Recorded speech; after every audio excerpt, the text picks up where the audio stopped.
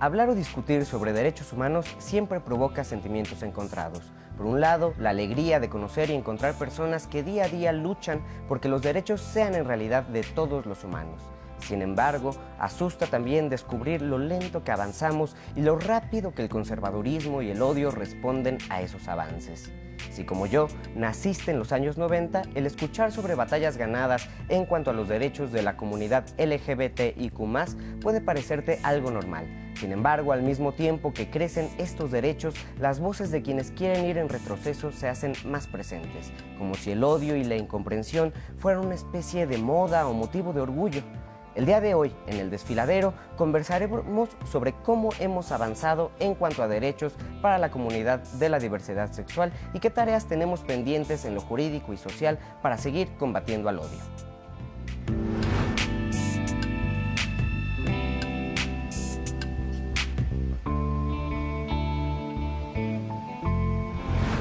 Para hablar de este importantísimo tema, el día de hoy nos acompañan Itzel Aguilar Mora, quien es comunicadora y activista, es conductora de Inclusión Radical de 11 Digital, así como de El Pano Show y El Espacio Imperial. Laurel Miranda, quien es periodista, comunicadora, docente, conferencista y defensora de los derechos humanos y que actualmente es aspirante a precandidata a diputada local por el Distrito 12 de la Ciudad de México por Movimiento Ciudadano. Y Carlos Aedo es enfermero, además de ser fundador y coordinador nacional del Programa de Salud Positiva de YAG México, una organización líder en el país en la defensa y promoción de los derechos de las personas LGBTIQ+.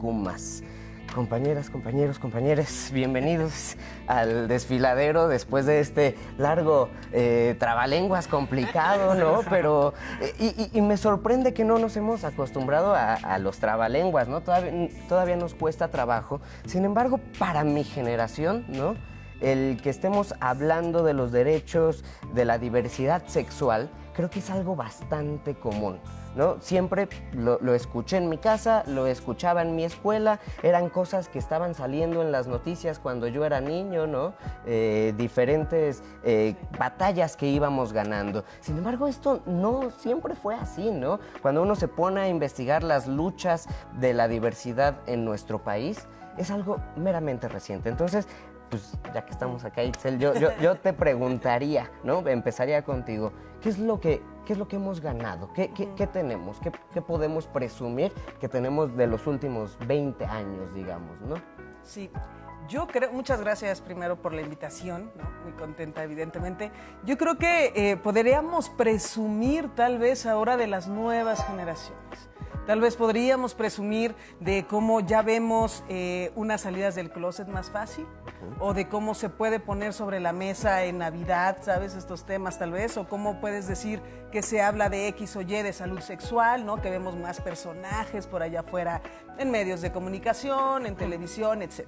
Sé que también esto responde mucho a la moda que de repente somos, ni modo, ¿no? Y de lo que podemos vender también en procesos electorales, ni modo, pero que de alguna manera estamos un poquito más presentes. Y creo que esto es gracias a las luchas de activistas de muchos años que ya son papás, ¿no? Porque a mí me tocaba que todavía no veías a nadie en la tele, o sea, todavía tenías que estarte escondiendo, muchísima homofobia interiorizada, porque cómo ibas a salir del closet si a ti te habían dicho, etcétera, etcétera, ¿no? Entonces, creo que ha sido una lucha importante que los papás de la morriza, ¿no? De las infancias de ahora, pues están trabajando en ello. Por eso ahora, por ejemplo, siento que se empieza a hablar un poco de infancias trans, ¿no? Antes era impensable. Entonces creo que tal vez hemos ganado un poco en eso, de tanto hablar como tu generación y las que vienen, que ya alguien lo socializó, ¿no? No se le despegó el diurex, sino se le pegó bonito, y entonces empieza a socializar esto de una manera con mucho más en bienestar y como con mucha más normalidad. Dentro de estas dinámicas, ¿no? Porque sí, es muy padre que ya uno se pueda encontrar enfermeros, doctoras, doctores, no sé, políticos, ¿no? Que pues están dentro de algún universo de la diversidad, ¿no? ¿Cómo evitar caer en que sean unas modas nada más, sino que pues, sea igual, ¿no? Que sean empleados como todos, ¿no? Claro. Pues justamente me parece que es importante recalcar que las personas LGBT estamos en todas las áreas y hemos existido desde el inicio de los tiempos, ¿no? Sin embargo, antes no se hablaba de nosotros con la misma tranquilidad que hoy sí se puede. Dices tú, somos de los 90.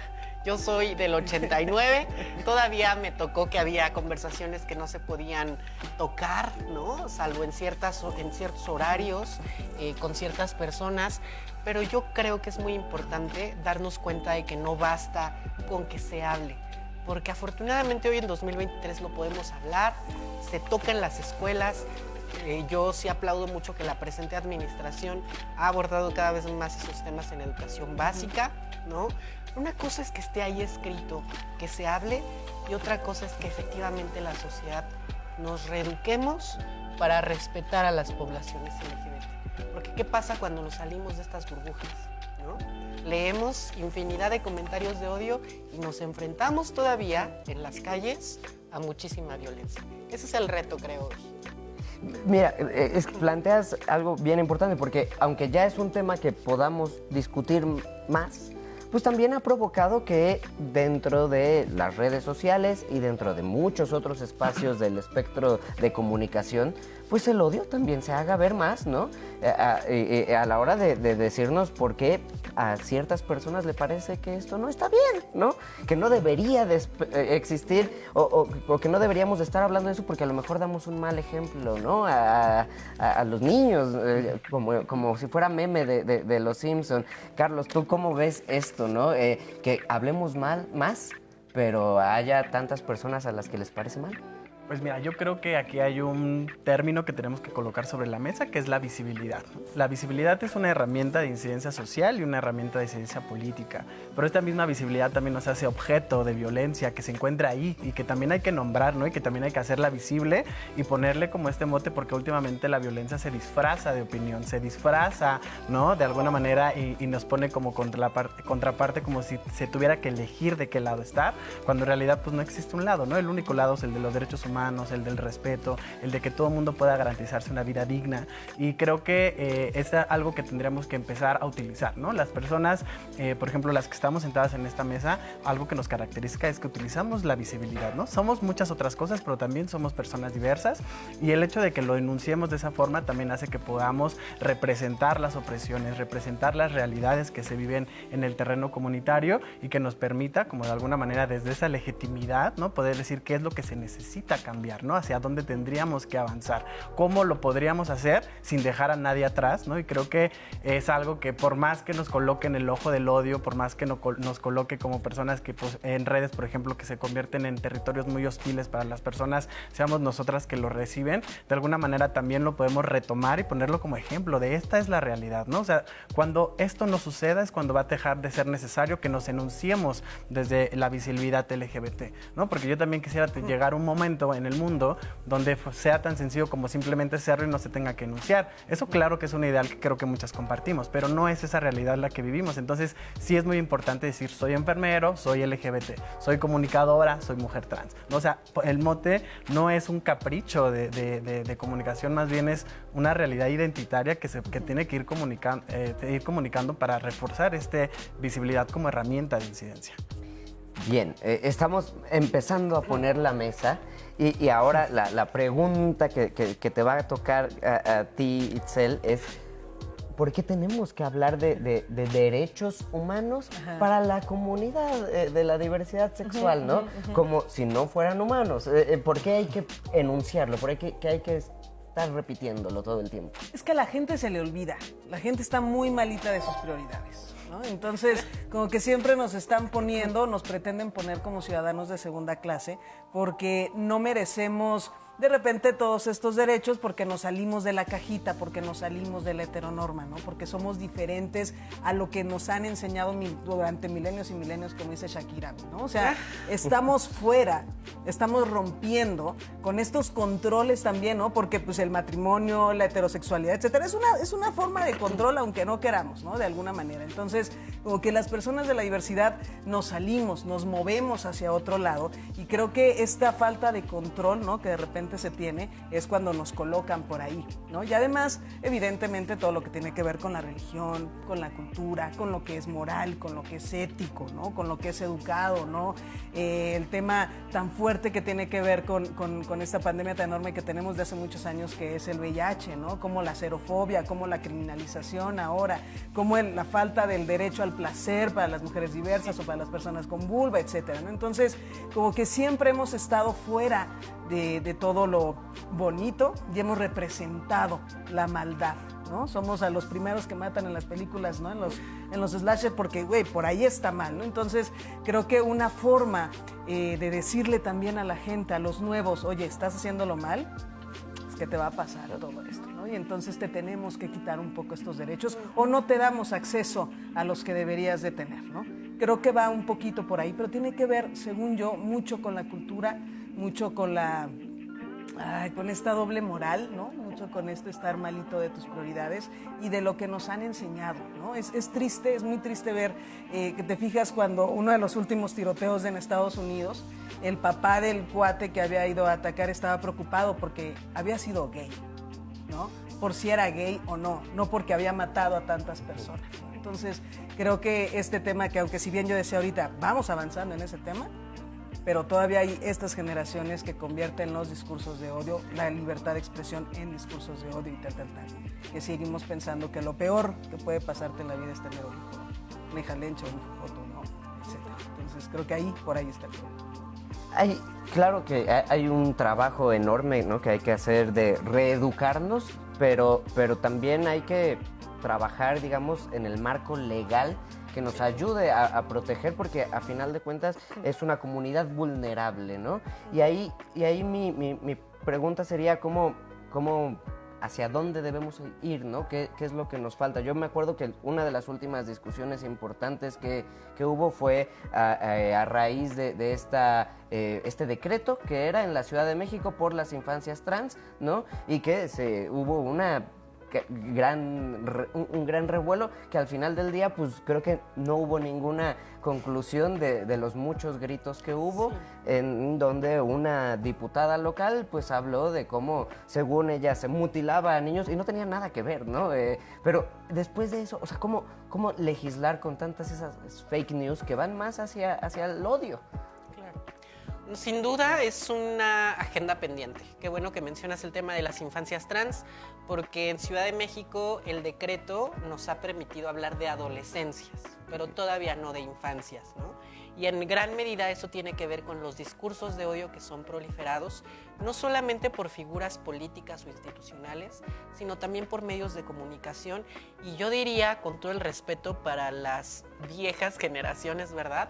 Creo que por fortuna nos enorgullecemos, ¿no? De gente millennial, de gente centennial, que tú le dices soy trans o soy pansexual, y te dices, bueno, sí, pero ¿y qué lado te gusta? ¿No? Eso es lo que realmente me importa.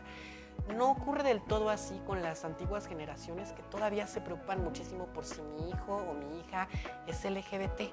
Ahora bien, en el tema de la legislación, definitivamente hay que ir avanzando, pero algo en lo que creo que podemos estar de acuerdo, y si no ahorita ya me lo dirán ustedes, es en la necesidad de descentralizar la política, ¿no? Porque gran parte de estos avances que hemos tenido son en la Ciudad de México. Necesitamos llevarlo más allá, ¿no? Necesitamos que haya clínicas de atención para la población LGBT fuera de la Ciudad de México. Necesitamos hablar de cuotas también laborales, por ejemplo, para personas trans, no solo en la Ciudad de México, sino en todo el país. ¿Por qué es importante? Porque gran parte de nuestra población vive en condiciones de precarización. ¿Qué pasa para poder acceder a un derecho? Te tienes que mover a una urbe, te tienes que desplazar a la Ciudad de México para poder vivir una vida libre y plena. Y bueno, pues justo para cerrar este comentario, especificar que los derechos LGBT no crean que son de Venus ni de Marte. Estamos hablando de derechos en general, porque incluso cuando mencionamos derechos laborales, también permean en la comunidad LGBT. Cuando hablamos de derecho a la salud, también permean en la comunidad LGBT. Solo necesitamos un poquito de especialización, de herramientas para atender a nuestras poblaciones, de igual manera que se crean clínicas o que se crean protocolos para atender a otro tipo de poblaciones. No pedimos más, no pedimos privilegios, pedimos una atención especializada para nuestras poblaciones y nuestras problemáticas.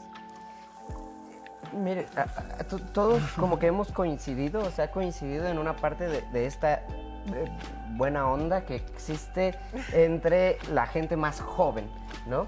Pero entonces ustedes sí ven que hay una diferencia, una línea que nos separa de generaciones más grandes, y si sí, pues ¿cómo hacer que no nos separen, ¿no?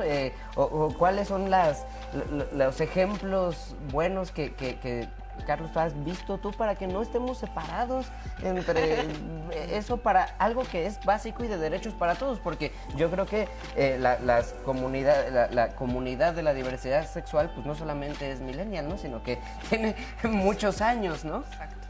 Claro, yo creo que esto es una parte fundamental y se tiene que hablar sobre este relevo generacional, ¿no? Y cómo este relevo generacional no solamente te toca la estafeta de aquí para adelante, sino que debe haber una retroalimentación continua intergeneracional, tomando en cuenta poner este enfoque de juventudes que ya estamos viendo que funciona y que además pues se une a cómo cambia el mundo, ¿no? Las redes sociales, la manera en cómo se comunica, la manera en la que uno puede encontrar espacios seguros, historias de referencia a la mano de un clic, sí cambia la realidad en cómo nos enfrentábamos a la vida en los 80s, en los 90s y hacia atrás, ¿no?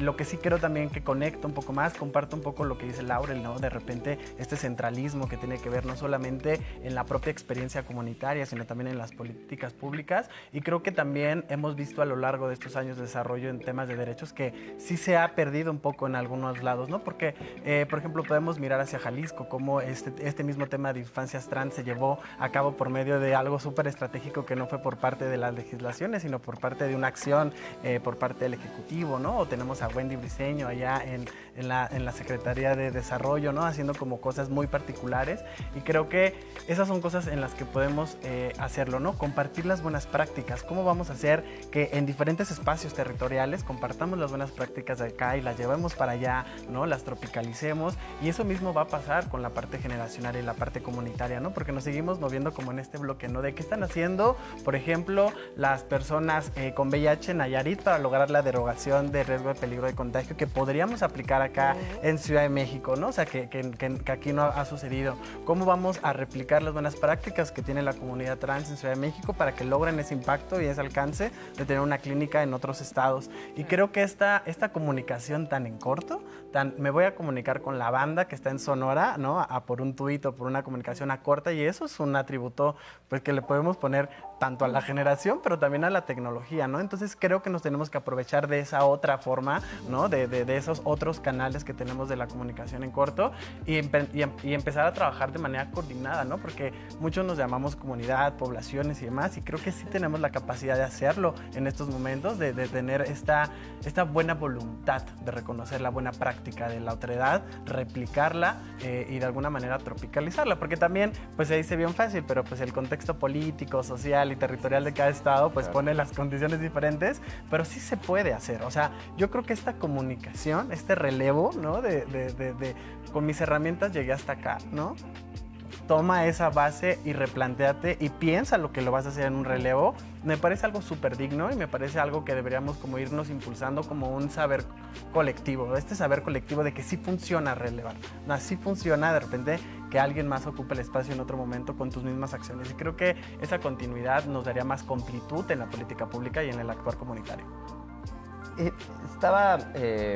Hoy estuve repasando este librito de Monsiváis, ¿no? Que se abra esa puerta, que sobre todo en el título hace referencia a un poema de Carlos Pellicer, ¿no? Que es que se cierre esa puerta que no nos deja estar juntos, ¿no? O sea, como que necesitar cerrarnos para poder hacer lo que tenemos que hacer.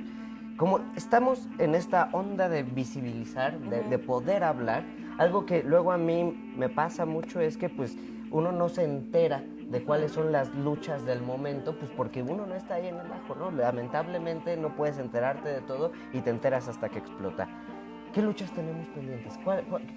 ¿En qué está ahorita organizándose la comunidad LGBTIQ+, alrededor de sus propios derechos? ¿Dónde tenemos que ponerlo?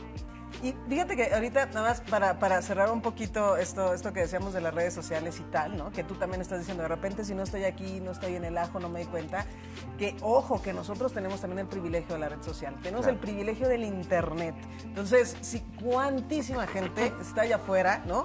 O nada más de fuera de la periferia, etcétera, ni siquiera deja tú con internet o no, que no le llegan los derechos o que no le llega la información, que no sabe que está siendo discriminado tal. Entonces, por ahí también es un reto bien importante. Que no se nos olvide que hay muchísima banda allá afuera que no tiene este privilegio, ¿no? Entonces, pensar en ellos, por ejemplo, es un reto importante, ¿no? Descentralizarlo, pero también la información, ¿cómo hacemos que llegue la información hacia allá, ¿no? Bien importante, por ejemplo, los esfuerzos de televisión pública, de radio pública también, ¿no? Que lleguen esos mensajes hasta donde tengan que llegar, donde la gente ni siquiera tenga entendido ni qué es pansexual, ni LGBT, ni si es hombre, mujer o quimera, ¿no? Etcétera, sino que sí llegue hasta allá esa información. Creo que es bien importante que la información llegue, que llegue presta, que llegue veraz, que llegue justa, ¿no? Que la gente allá afuera se dé cuenta de que puede tener más derechos porque mucha banda no sabe que tiene esos derechos, ¿no? Y creo que uno de los temas bien importantes, que creo que ya lo hablamos aquí, pero que también a raíz del tema del magistrade se siguió hablando, ¿no? Y se impulsó una ley también, o bueno, se estuvo hablando un poco de una ley, creo que era una poco iniciativa acerca de criminalizar, eso sí, lo que se debe criminalizar, lo que tiene que ver con los discursos de odio, por ejemplo, ¿no? Que sigamos hablando de cómo estos discursos de odio que vienen de líderes de instituciones, que vienen de líderes religiosos, y ojo, nada que ver con Chuchito, no, yo mira, pero sino el tema es el club de fans, ¿no?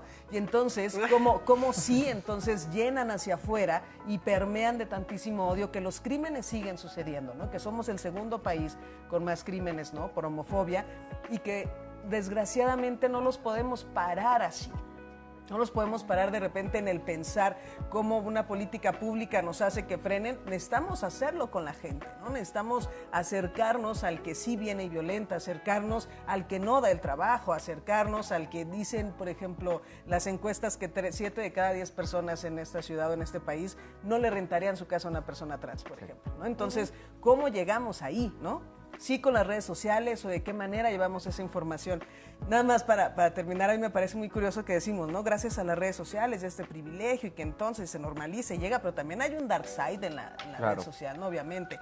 Cuando el Barcelona, el equipo de sus amores, caballero a ti, José Luis, te estoy hablando, que cuando puso en su escudo en redes sociales, ¿no? La bandera LGBT, perdió como 40,000 seguidores, etcétera, ¿no? Y yo dije, ay, pues el FIFAs, ¿no? Pues claro, ya no quiere seguir y está bien, ¿no? Te da miedo, primero, porque si hay 40,000 personas que sí me querrían matar, ¿no? Que sí no me darían trabajo, etcétera, de ese tamaño, ¿no? Que se enojan. Pero dije, somos señores, ¿no? Es otra generación. Billie Eilish acaba de salir del closet y perdió miles de seguidores, ¿no? Entonces, hay gente allá afuera que se sigue enojando y prefiere perder al equipo de sus amores o perder a la cantante de sus amores, a quien le acompaña con su música, etcétera, y le sonríe una noche, lo que tú quieras. Dice, prefiero mejor alejarme que seguir siendo un seguidor, ¿no? Entonces, creo que uno de los retos más importantes, sí, tal vez no es materia de derecho, tal vez que alguien allá arriba legisle, pero que se puedan crear políticas públicas de alguna manera para que la gente acá abajo abrace la diversidad, y si no nos quieren abrazar, miren, que nos dejen pasar. Hablando de banderitas, creo que salvo, supongo, de las candidaturas a la presidencia en nuestro país, creo que salvo Eduardo Verástegui, todos los demás se van a poner banderitas, ¿no? Y tendría la pregunta, ¿no? Si tú has visto que haya unas propuestas de políticas públicas que vayan en una línea interesante, más allá eso que poner nada más la banderita. Claro, mira, es muy interesante tu pregunta porque me parece que lo vemos cada 6 años, ¿no? O en cada elección, Cada junio, ¿no? Sí, cada 3 años. Hay personajes que cuando no son procesos electorales se pintan de la bandera del arco iris. También de los derechos de las mujeres, de los derechos de todos los grupos minoritarios. Pero llegan las elecciones y nos dicen, yo creo que vamos a unirnos como sociedad mexicana y esos temas los podemos hablar más adelante, que los discuta la sociedad, yo voy a escuchar, pero en este momento hay que concentrarnos en lo que nos une, no en lo que nos divide. Bueno, yo francamente ya estoy cansada de esos discursos, porque ¿por qué los derechos humanos tendrían que dividirnos como sociedad? Sin duda, este 2024 es un momento importante para que supervisemos las propuestas de todos los candidatos y candidatas a la presidencia, a gubernaturas, a diputaciones, en fin, absolutamente todo en materia de estos derechos. Hasta ahora no he visto sino un silencio por parte de quienes pretenden ocupar la silla presidencial. Es algo que me preocupa, pero como ya te decía hace un momento, no me sorprende. Y retomando lo que bien comentaba Itzel, sí creo que no necesariamente todo tiene que resolverse con política pública o con legislación, ¿no? Creo que necesitamos comunicar mejor. Me parece que uno de los grandes retos que está en los que estamos quedando a deber es comunicar. Número uno, comunicar a qué ya tenemos derecho. Para dos grupos. Para el grupo a los que van dirigidos esos derechos, que no saben, que los tienen, que ni siquiera reconocen las violencias que están viviendo. Y dos, para quienes nos violentan. Oye, lo que tú estás haciendo está prohibido, no lo puedes hacer. Y posteriormente también reeducar a esa sociedad mexicana, porque de nada sirve que se promulgue una ley que permite la existencia de personas trans y nuestro cambio de identidad sexogenérica si metiéndonos al metro nos van a golpear, nos van a violentar, ¿no? ¿Qué está pasando con las campañas de difusión social? Porque, por ejemplo, después de que han venido la estadística de los 11 feminicidios diarios, se estableció una medida que me parece plausible, que es la división de los vagones, ¿no? Para que las mujeres podamos vivir libres de hostigamiento y acoso sexual. ¿Cuándo se van a quitar esos vagones exclusivos? ¿Cuándo vamos a poder tener una sociedad que respete a las mujeres? Bueno, pues lo mismo ocurre con la comunidad LGBT. ¿Cuándo vamos a tener una sociedad que gracias a la difusión de una campaña, a la difusión de una información, deje de violentarnos de esta manera? Me parece interesante esto que dices sobre las campañas de difusión, porque creo que no sé, y tengo esa duda, ¿no? Ahora con los triunfos con el triunfo de Milei, ¿no? Y la ultraderecha en el sur continental, revisaba, ¿no? Estas ideas de cómo la revolución es de derecha, ¿no? Una idea de Pablo Stefanoni, de cómo, pensando en las generaciones jóvenes, ¿no? Yo ya estoy educado a que tengo que ser respetuoso con todas las mujeres y ya soy educado a que tengo que respetar a todas las diversidades, pero ¿quién piensa en mí, no? Entonces, el chico blanco heterosexual pues se siente medio lastimado de que nadie está pensando en él. Y ahí yo estoy pensando en los jóvenes, básicamente, ¿no? ¿Cómo les podemos hablar a esos jóvenes que esperaríamos que fueran expertos en entender que hay comunidades que han sido marginadas toda la vida, pero él lleva 14 años de vida y toda la vida le han enseñado a respetar eso, ¿no? ¿Cómo hablar con esos jóvenes? Qué complicado, pero yo creo que la mejor estrategia de todo es hablarlo de manera frontal. O sea, no podemos irnos a medias tintas, no podemos dejarlo como a la interpretación, ¿no? Violentar a las personas está mal, ¿no? No reconocer la identidad, la existencia de la otredad no se encuentra dentro de los parámetros correctos del trato mínimo humano comunitario. Y creo que desde esa frontalidad, ¿no? Desde decirlo y de nombrarlo, ¿no? De etiquetar el deber, ¿no? Que tenemos que hacer como comunidad completa, ¿no? de respeto, creo que eso sería como una de las grandes estrategias. Y además reconocer que diversos somos todos, diversas somos todas. Todas tenemos algún aspecto de nosotras en donde vivimos, en donde nacimos. Este concepto de interseccionalidad muchas veces ayuda a entender eso, ¿no? Así como de quizá no te atraviesa lo mismo que la otra persona, pero también te atraviesan cosas, ¿no? Y desde ese respeto y desde esa autoidentificación también se ayuda a entender a la otredad. Y creo que esa es una de las grandes estrategias, porque vivimos en un mundo muy desigual, muy desigual. Y si nosotros quisiéramos enmascarar a este cuerpo hegemónico, blanco, cis, hetero, ni siquiera tendremos una comunicación directa con ese ser, ¿no? Ese ser no está a nuestro alcance. A quien está a nuestro alcance le atraviesa algo, ¿no? Porque esas realidades se viven en muchos aspectos y creo que desde ese nacimiento a la empatía, desde el sentido de no es que te pongas en mis zapatos, es que comprendas la realidad del otro y actúes en consecuencia, creo que podría ser una de las grandes estrategias que tendríamos que tomar en cuenta como para mejorar esta comunicación, pero también creo que sí hace falta muchísimo el acompañamiento de la generación de políticas públicas que estén robusteciendo estos derechos que se han ido ganando, porque también algo que sabemos es que derecho legislado no es derecho ejercido. Claro. Se requiere un acompañamiento, se requiere una inversión, un presupuesto asignado para que haya política pública que esté acompañado, que no sucedan, por ejemplo, en 18 estados se han prohibido las mal llamadas terapias de conversión, pero ¿qué acción institucional se está haciendo para la reparación del daño, para la no repetición, para hacerlo? Pareciera que simplemente queda en el logro legislativo, pero ya en materia operativa de lo que es la política pública, en ese andamiaje, se encuentra en abandono. Tenemos muchas unidades que, por ejemplo, en Ciudad de México, que nos encantan las alcaldías hablar de HUDs de diversidad sexual, enlaces de diversidad sexual, pero que actúan con cero presupuesto para poderlo actuar. Creo que también es algo que podríamos ponerle el foco. Sí comunicarnos claramente de una manera frontal, sí identificar lo que nos hace diversas y cómo comprenderlo, pero solas no podemos. Sí necesitamos el acompañamiento institucional y creo que nos enfrentamos a un claro y evidente abandono institucional de toda la población diversa y creo que es un gran momento para que nos pongamos como en esa atención, ¿no?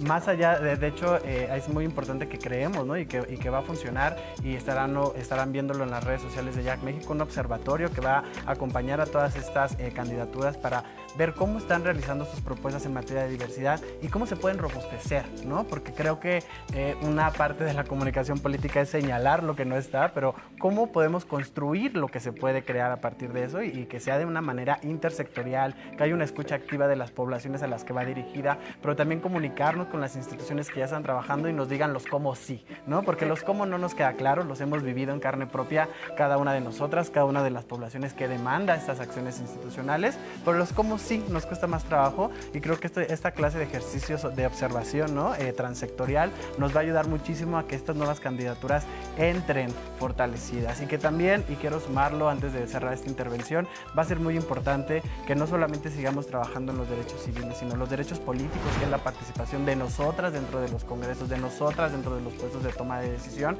Me parece importante porque ya lo mencionaba, es la prioridad que se nos da. Si somos nosotras, lo vamos a poder poner en la prioridad necesaria porque lo sabemos que es urgente. Si nosotros seguimos delegándolo a la voluntad política que se encuentra en un andamiaje mucho más grande, vamos a seguir atrasadas. Tenemos esperando, por ejemplo, en Ciudad de México, que pase a votación el tema de la derogación de riesgo de contagio. Seguimos esperando en otros 14 estados que se avancen en las legislaciones de COVID a nivel federal. Creo que hay muchas cosas que podríamos hacer si también avanzamos en los derechos políticos de participación y vamos bien fortalecidas. Se nos está acabando el tiempo. Y les pido, Itzel y Laurel, que nos den un cierre. Te lo robo a ti porque estuvo muy bueno ese cierre y vamos a seguir lo que hagan en Jack. Itzel, un cierre, una conclusión muy rápida. Y rápidamente, tal vez como para terminar de redondear esto, sí, qué bonito, ¿no? Que tengamos ya este tema de atacar, bueno, no de atacar, sino de castigar, por ejemplo, el tema de las mal llamadas terapias de conversión, etcétera. Nada más que sí, un poquito, pues seguimos viviendo en una sociedad de manazo, en una sociedad punitiva, ¿no? Y entonces creo que también por ahí un gran anzuelo sería trabajar sobre la sensibilización, ¿no? De mucho servidor público, ¿no? Que venga desde las instituciones, justamente, ¿no? Que se hable de cómo la diversidad, quién es diverso, para que entonces una como mujer lesbiana puedas ir a un servicio ginecológico y no te quieran poner el DIU y andes corriendo, ¿no? Etcétera, que se te explique otras cosas, que las mujeres y los hombres trans puedan acercarse a servicios de salud también, ¿no? Sin esperar que haya una discriminación, las personas que viven con VIH, etcétera. Entonces, tal vez muy románticamente trabajar desde ahí, desde la educación, desde cómo la sensibilización puede traer como mayor beneficio a la sociedad en general, a las personas diversas, evidentemente, pero que sí perdón, tiene que venir desde arriba también esa instrucción, ¿no? Y el tema también de que sí haya personas incidiendo, ¿no? Tomando estas decisiones de la comunidad también me parece vital, porque solamente nosotros, ellas, ¿no? Pueden estar tomando estas decisiones de importancia y pues que nos quitemos también un poquito el tema de esta autoridad moral, ¿no? Si alguien te dice que le llames por un pronombre diferente, hacerlo, ¿no? Hacer como esta consecuencia de pensar desde esta autoridad moral, porque a mi cuate sí le digo el chanclas y a ti no te digo el pronombre que necesitas, ¿no? Entonces creo que también es un trabajo de nosotros, ¿no? Como diversidad de las personas que están tomando estas decisiones, pero también de todos ustedes, ¿no? Que están allá afuera y dijimos todos, porque pues también se necesitan. Claro. Pues yo me permito coincidir con Itzel y con Carlos, primero con Itzel, en que definitivamente mi apuesta no es punitiva. Creo que más que romántico me parece lo necesario. Sin educación, como sociedad, no podemos avanzar. Si seguimos castigando, si seguimos criminalizando, bueno, pues las cárceles están llenas de gente racializada y gente pobre. No queremos más eso en la sociedad mexicana, pero al mismo tiempo me permito coincidir con Carlos en el sentido de que necesitamos de verdad que haya representación digna y sustantiva, pero no solamente de personas LGBT. El principio de democracia es que haya representación de todas las poblaciones en nuestras instituciones políticas. Cuando estoy defendiendo mi derecho a ejercer precisamente lo político electoral, también estoy defendiendo los derechos de las mujeres cisgénero, personas indígenas, grupos originarios, personas con discapacidad. Necesitamos realmente esa representación porque es ahí cuando los problemas que nos atraviesan realmente van a poder obtener una solución. Y no solamente, sabes que yo para cerrar diría, no solamente necesitamos que esté en el papel, sino que efectivamente haya un no retroceso. Lo vimos hace poco, las cuotas de los institutos estaban a punto de ser echadas para atrás por parte de quienes no están de acuerdo, ¿verdad? De quienes quieren que sigan siendo ocupados estos puestos por hombres cisgénero, blancos, heterosexuales. Y hay que decirles que necesitamos espacios, porque esos espacios son nuestros, no son concesiones. Los espacios son nuestros, toca resguardarlos y toca a los que nos hacen falta también arrebatarlos. Perfecto, pues muchas gracias compañeros. Pues de arriba, de abajo y a los lados, que se abra esa puerta, la puerta de la dignidad para todos. Esto fue El Desfiladero, nos vemos la próxima semana.